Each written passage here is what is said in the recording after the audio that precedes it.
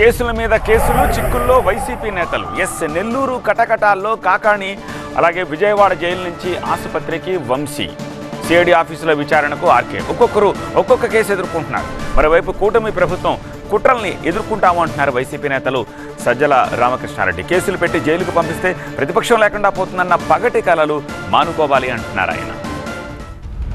TDP ఆఫీస్పై దాడి కేసులో నిందితుడిగా ఉన్న వైసీపీ నేత రామకృష్ణారెడ్డి గుంటూరు సిఐడి ఆఫీసులో విచారణకు హాజరయ్యారు. ఈ కేసులో ఆర్కేను ప్రశ్నించారు సిఐడి అధికారులు. మరోవైపు లిక్కర్ స్కామ్ కేసులో రెండో రోజు 4 నిందితులను ప్రశ్నించారు సిట్ అధికారులు.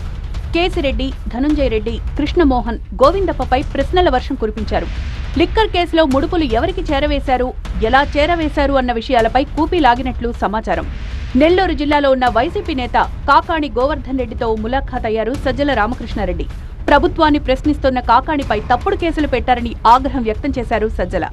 ఈరోజు కాకాణి గోవర్ధన్ రెడ్డి గారు గట్టిగా గొంతు వినిపించే నాయకుడు. ఆయన మీద గురి పెట్టినప్పుడే అనుకున్నాం, ఆయన మాట్లాడుతున్నాడు అన్నప్పుడే ఈయన మీద గురి పెడతారని.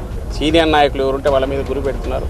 తద్వారా ఏ రకంగా అయినా సరే పార్టీని బలహీనం చేయాలి, ప్రతిపక్షం అనేది లేకుండా చేయాలని చూస్తున్నారు. అది అసాధ్యం. 2 నెలలు అందరం పోవచ్చు. వాళ్ళు ఎవరి మీద, అందరి మీద కేసులు ఉన్నాయి, ఎప్పుడైనా పోవచ్చు. అంతకుమించి చేసుకోగలిగేది ఏం లేదు. కాకాణిపై బనాయించిన కేసులు చూస్తే అవి కక్షపూరిత కేసులని అర్థమవుతోందన్నారు వైసీపీ నేత.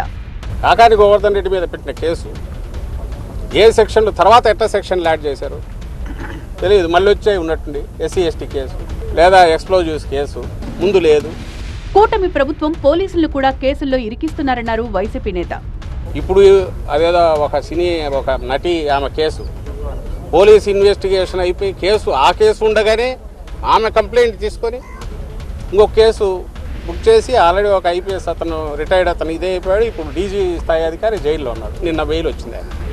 మరోవైపు అస్వస్థతకు గురైన వల్లభనేని వంశీని ఆయుష్ ఆసుపత్రికి తరలించారు. గత కొంతకాలంగా శ్వాస సంబంధిత వ్యాధితో వంశీ బాధపడుతున్నారు. పలు కేసుల్లో వంశీకి ఇప్పటికే బెయిల్ రాగా భూ కబ్జా కేసులో బెయిల్ రావాల్సింది.